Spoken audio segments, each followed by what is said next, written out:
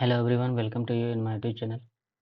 आज का सेशन बहुत ही इंपॉर्टेंट होने वाला है क्योंकि आज के सेशन में हम लोग डिस्कस करने वाले हैं कि आखिर इंडिया अपने रिपब्लिक डे में हर साल दूसरे कंट्री के लीडर को क्यों इनवाइट करता है as a guest of honour, और ये जो सिलेक्शन होता है गेस्ट का वो आखिर कैसे किया जाता है, इसका हम लोग एक कंप्लीट एनालिसिस करने वाले हैं। तो चलिए वीडियो को शुरू करते हैं।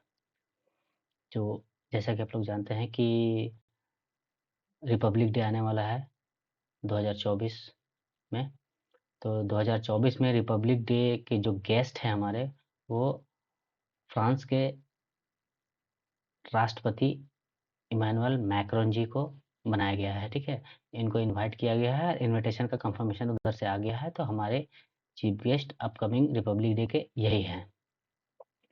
अब हम लोग देखते हैं कि आखिर ये इनविटेशन दूसरे देश के लीडर को क्यों किया जाता है हमारे देश में, खास करके ऐसे मतलब अच्छे मौके पर हम लोग हम लोग खुद क्यों नहीं सेलिब्रेट करते हैं। तो देखते हैं कि देखिए, आपको पता है कि हमारे देश को यानी कि इंडिया को बहुत सारे देश के लोगों ने, खास करके ब्रिटेन ने और अंग्रेजों ने बहुत लूटा है। ठीक है, तो हम लोग दूसरे देश के लीडर को इसीलिए बुलाते हैं ताकि उसको यानी कि पूरे वर्ल्ड में हम लोग अपनी कल्चर, ठीक है, कल्चर, परंपरा और शौर्य को, ठीक है, विश्व के मंच पे दिखा सकें।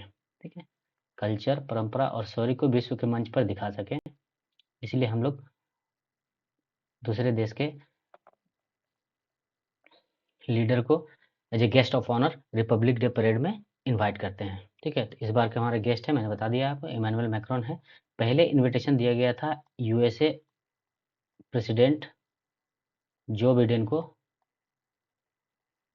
लेकिन उन्होंने आने से मना कर दिया है। ठीक है, कारण बहुत सारे हैं, उसमें से एक पन्नू पन्नू खालिस्तानी का मर्डर मिस्ट्री है। ठीक है, मर्डर मिस्ट्री। और ये भी कुछ मीडिया ये भी कह रहे हैं कि यूएसए में इलेक्शन है, तो वो इलेक्शन में बिजी है इस वजह से। ठीक है, तो चलिए हम लोग देखते हैं कि आखिर कोई भी देश के लीडर हमारे देश में as a guest of honour आते हैं तो एक प्रॉपर उनका स्वागत किया जाता है। उसमें बहुत सारे इवेंट होते हैं, वो सारे इवेंट को देखते हैं क्या क्या होता है। हमारे सबसे पहला इवेंट जो होता है वो हमारे राष्ट्रपति भवन में सेरेमोनियल गार्ड ऑफ ऑनर उनको दिया जाता है जो हमारे गेस्ट आते हैं। ठीक है, उसके बाद है इवनिंग में एक रिसेप्शन ऑर्गेनाइज किया जाता है by the president of India. ठीक है, और नेक्स्ट है कि जो हमारे चीफ गेस्ट होते हैं, जो भी चीफ गेस्ट आए हुए रहते हैं, वो क्या करते हैं, राजघाट जाते हैं। राजघाट में हमारे महात्मा गांधी का जो ये है, वहाँ पर उनको माल्यार्पण करते हैं। ठीक है, माल्यार्पण किया जाता है। ठीक है, नेक्स्ट है हमारे प्राइम मिनिस्टर के द्वारा लंच की व्यवस्था होती है उनके लिए। ठीक है, उसके बाद वाइस प्रेसिडेंट और एक्सटर्नल अफेयर्स मिनिस्टर्स के साथ बहुत सारे मुद्दों पे और बहुत सारे मेमोरेंडम ऑफ अंडरस्टैंडिंग, सारी चीज़ों पे वो बातचीत होती है। तो ये एक चेन ऑफ इवेंट है, वो सब शेड्यूल होता है, वो सारा कुछ इसमें होता है। अब हम लोग देखते हैं कि नेक्स्ट है हमारा how Republic day guest selected in India. This is the most important part of video. ठीक है, तो ये सिलेक्शन में सबसे इंपॉर्टेंट रोल कौन प्ले करता है, मिनिस्ट्री ऑफ एक्सटर्नल अफेयर्स। ठीक है, ministry of external affairs role play करता है, सबसे इंपॉर्टेंट रोल इसका है। तो सिलेक्शन कैसे स्टार्ट होता है, ऐसा नहीं कि 26 जनवरी को हम परेड मना रहे हैं और 24 जनवरी को हम लोग इनविटेशन दे रहे हैं, ऐसा नहीं होता है। ठीक है, उसका एक प्रोसेस होता है, वो बहुत लंबा प्रोसेस होता है, वो 6 महीना पहले शुरू होता है। ठीक है, रिपब्लिक डे होता है उससे 6 महीना पहले सिलेक्शन का जो प्रोसेस होता है वो शुरू हो जाता है। तो सिलेक्शन के प्रोसेस में मिनिस्ट्री ऑफ एक्सटर्नल अफेयर्स सबसे इम्पोर्टेंट रोल प्ले करता है। वो बहुत सारे फैक्टर्स पे वो बातचीत करती है, लोग डिस्कस करते हैं, अच्छे-अच्छे लोग, ठीक है? सारे मुद्दे मुद्दे पे बहस होती है और सारे पैरामीटर्स को देख करके, ठीक है, वो लोग हम लोग डिसीजन लेते हैं। तो इसमें से कुछ पैरामीटर्स यहाँ पर है। हम लोग देखते हैं कि आखिर जिस देश को हम लोग बुला रहे हैं, उस देश के साथ हमारा पॉलिटिकल रिलेशनशिप कैसा है। नेक्स्ट है, उसी देश के साथ हमारे इकोनॉमिक रिलेशनशिप कैसा है, वो भी देखना है, ठीक है। नेक्स्ट है, कॉमर्शियल रिलेशनशिप उस देश के साथ हमारा कैसा है, वो भी देख लेना है। तो नेबरहुड कैसा है, वो भी देख लेना है। उसके बाद मिलिट्री कोऑपरेशन उस देश के साथ हमारा कैसा है, ठीक है, ये भी इम्पोर्टेंट है, ठीक। फिर वो जिस देश को हम लोग as a guest of honour बुला रहे हैं, उस देश का स्पेस टेक्नोलॉजी में हमारा क्या कोऑपरेशन रहा है, ठीक है। ये भी इम्पोर्टेंट है।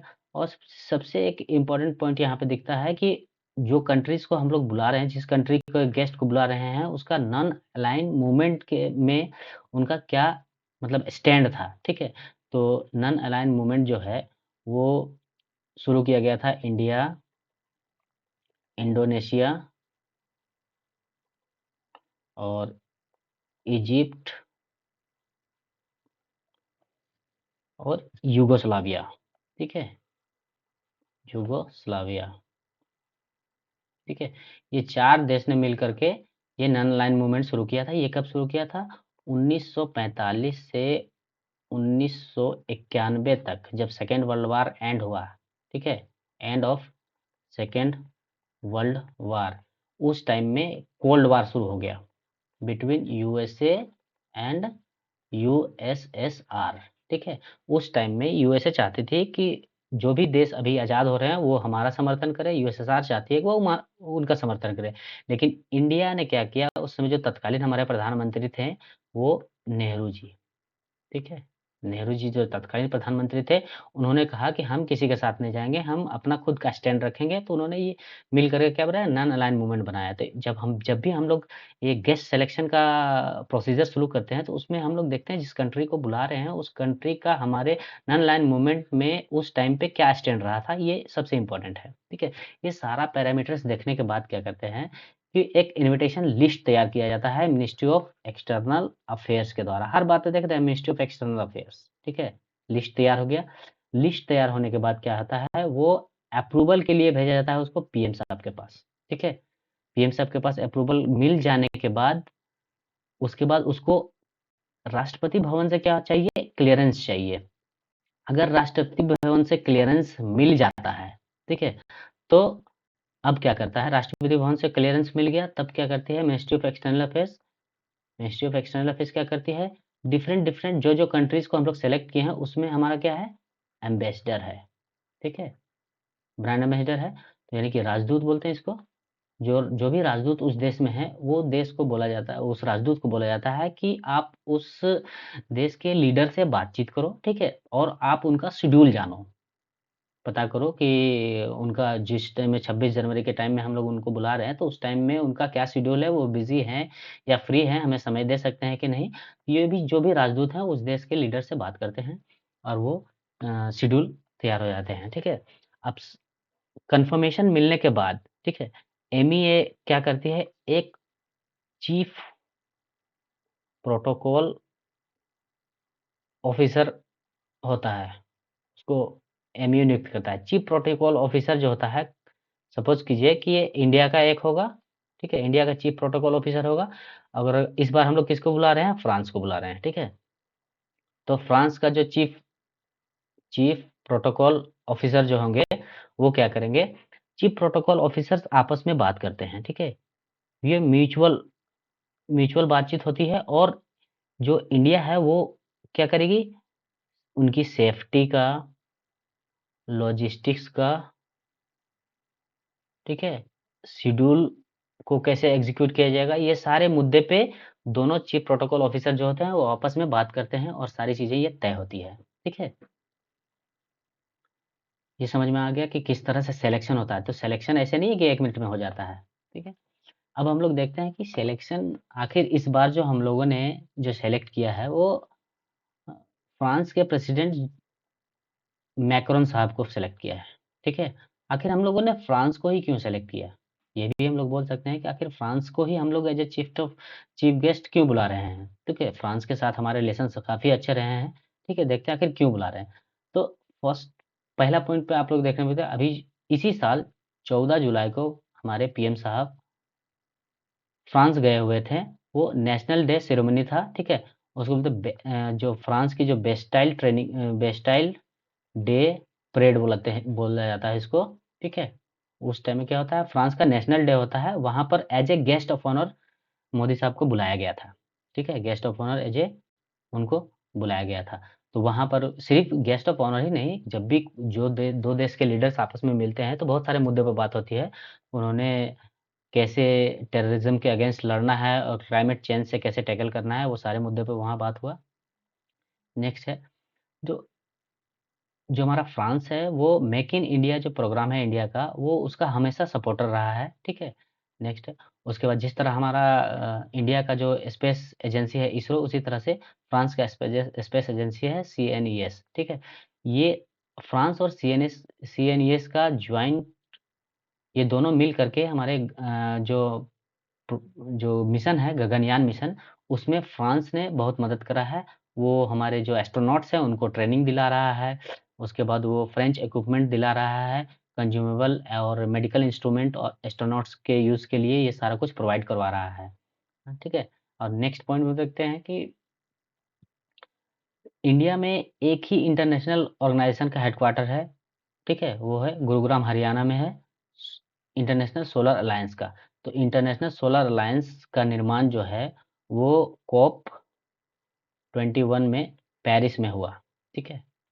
जब इंडिया प्लस फ्रांस, ये दोनों ने मिल करके एक ISA बनाया, इंटरनेशनल सोलर अलायंस बनाया है, ठीक है। ये सबसे इम्पोर्टेंट है, इस वजह से भी हम लोग फ्रांस को कंसिडर कर सकते हैं। नेक्स्ट है 1947 में, ठीक है, इंडिया और फ्रांस के बीच में एक डिप्लोमेटिक रिलेशनशिप एस्टेब्लिश हो गया है, ठीक है, जो अभी तक चला आ रहा है। नेक्स्ट है कि 1998 में इंडिया प्लस फ्रांस के बीच में एक स्ट्रेटेजिक पार्टनरशिप हुआ, ठीक है, 1998 में, और अभी चल रहा है 2023, ठीक है। तो आप देखते हैं कि इस स्ट्रेटेजिक पार्टनरशिप रिलेशंस का 25th ईयर कंप्लीट हो चुका है, ठीक है। ये इस वजह से भी ये इम्पोर्टेंट हो जाता है, ठीक है, कि फ्रांस को हम लोग as a guest of honour बुलाएं। और ये स्ट्रेटेजिक पार्टनरशिप में हुआ है कि फ्रांस ने डिफेंस कॉपरेशन के साथ में डिफेंस में कॉपरेशन किया है, स्पेस कॉपरेशन उनका रहा है, उसके बाद सिविल न्यूक्लियर में भी इंडिया का हमेशा कॉपरेशन रहा है दोनों का। और और भी एक सबसे इम्पोर्टेंट पॉइंट ये भी देख सकते हैं कि जब भी इंडिया ने, ठीक है, इंडिया ने UNO में, ठीक है, UNSC में परमानेंट मेंबरशिप के लिए, यूनाइटेड नेशन सिक्योरिटी काउंसिल में परमानेंट मेंबरशिप के लिए जब भी बात किया है, तब भी मात्र एक सपोर्टर रहा है, कौन? फ्रांस। ऑलवेज सपोर्ट किया है कि इंडिया UNSC का एक परमानेंट मेंबर बन जाए, क्योंकि फ्रांस के पास क्या है? वीटो पावर भी है, ठीक है। तो हमेशा ये फ्रांस के फेवर में ही वोट किया है, हालांकि अभी नहीं बन पाया है, लेकिन हमेशा इसके स्टैंड में खड़ा रहा है, ये इम्पोर्टेंट है। उसके बाद हमेशा सपोर्टर रहा है फ्रांस, वासेनार एग्रीमेंट में सपोर्टर रहा है, न्यूक्लियर सप्लाई ग्रुप में हमेशा इंडिया का सपोर्टर रहा है, मिसाइल टेक्नोलॉजी कंट्रोल रिजिम में इंडिया का सपोर्टर रहा है, ऑस्ट्रिया ग्रुप में भी इंडिया का सपोर्टर रहा है, ठीक है।